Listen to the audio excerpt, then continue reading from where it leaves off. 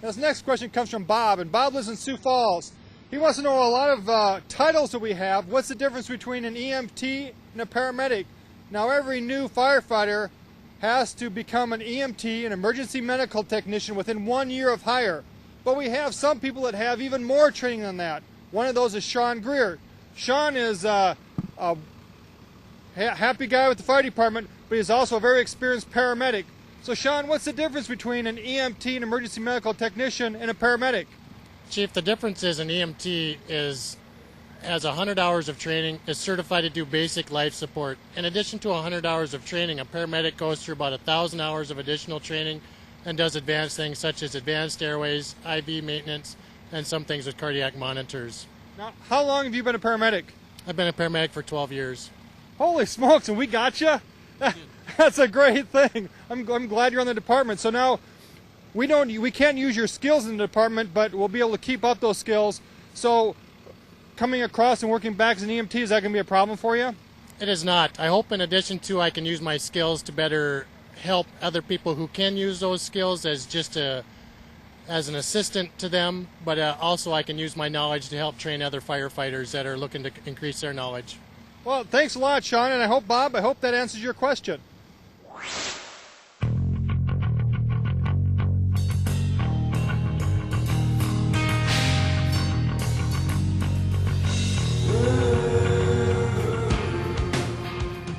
Everyone's favorite truck of the month, and this time we're going to talk about the trucks at the training center. We've been spending the whole day here at the training center, and we're going to talk to Pat Warren. He's a battalion chief out here. He oversees all the training in his own fleet of fire trucks. Now, Pat, tell us about the trucks that you have at the training center. Well, what we have at the training center are trucks that are used for or used as reserve apparatus for the rest of the city. So we get them for training normally, but when we have a frontline apparatus that's in for repair, these will get pulled and used to respond out of fire stations. Now, how many trucks do you have out here, and how many are also in reserve, and where are the other ones at? We have 2 trucks at the training center, and there are also 2 trucks that are kept at the maintenance shop as the front line reserves. And then, so these are, you basically have the complement of equipment, complement of hoses, so these are ready to just roll into service? With the exception of a few items that they pull off of their trucks that it just wouldn't be financially feasible to keep on the reserves as well, yes. Sure. Okay. Now, this truck's yellow. What's the scoop with that, Pat? When are you going to paint it? We're not. This truck will remain yellow until it's taken out of service or sold. It's one of the last remaining trucks that we have that was in service in the late 1980s. Back then, all of our trucks were yellow. We won't pay to have it redone. All right. Oh, now tell us. Now this is engine 13. Tell us about engine 11. Now that's not one that's normally assigned here. No, that's one of the frontline reserves. We're just lucky enough to be able to use that today with our training because there isn't a need for another reserve in the city right now. And as they start loading this on, this one will stay with the mechanics, and then if there's ever a problem with the truck or one goes for maintenance, they just pull it out? That's right. And go ahead. They swap out what equipment they need from their truck onto the reserve, and then they'll take that one back to their station and respond from there. So the firefighters that are training on the reserve trucks, these new probationary firefighters, they're really getting a taste of what it's like to ride on a regular truck because all the equipment and everything's just like we have on our regular trucks? Absolutely.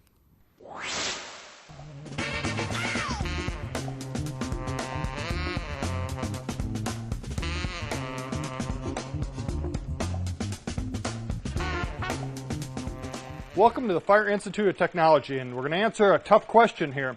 This question comes from Tim in Spirit Lake, Iowa, and he wants to know what the ISO rating for Sioux Falls is.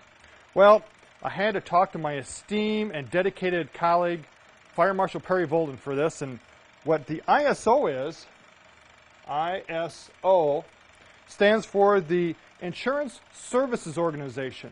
And what that organization does is it looks at the complete picture of a city. It looks at your water supply, it looks at your trucks, response times, what you carry on your trucks, so that it can look at how that can save the taxpayers money. They're rated on a scale of 1 being the best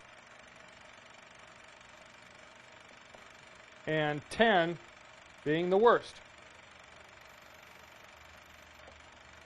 Now, Sioux Falls comes in right at a 3, which is pretty good, because what that shows is that we're doing everything right. We're trying to save the taxpayers money, and our standards and the way we run our operation has a benefit to the taxpayers of Sioux Falls. Now, we have a question from Linda, and Linda wants to know, how much money do taxpayers save with the fire department? Well, Linda, it's real easy. We look at our ISO rating. Our ISO rating is a 3. Our budget is approximately $17 million. However, because we have a 3, we save the taxpayers of Sioux Falls approximately $43 million by decreasing their rates of insurance rates. So, when we figure this all out, 1743, we can figure out our savings. I'll get my handy dandy calculator here, and I will punch in the formula and carry the 29 plus 5 Pythagorean theorem in there. We have a savings of about, for every dollar that we spend on the fire department, we save about $2.53 to taxpayers. So we got a great savings here. It's actually decreasing the insurance rates to the citizens of Sioux Falls by having a 3. Now, can we go to a 4? If we don't do our job, we'll drop to a 4. Can we go up higher? It costs money to go up higher. So you look at that nice balance. So, Linda and Tim, that's your ISO ratings in a nutshell. Well, I hope you liked the show. We've answered a lot of questions. We answered our number one question, how do I become a firefighter? And if you want to become a firefighter on Sioux Falls Fire Rescue, go to the city website. It'll tell you how to apply. You can watch the videos, and you can even fill out the form online, and you won't even have to stop in the city hall to do it. Now, the important thing to think about when you start looking at Sioux Falls Fire Rescue is, got to be in good shape, clean record, stay in school and get educated. We like smart, educated firefighters, and we're always looking for firefighters.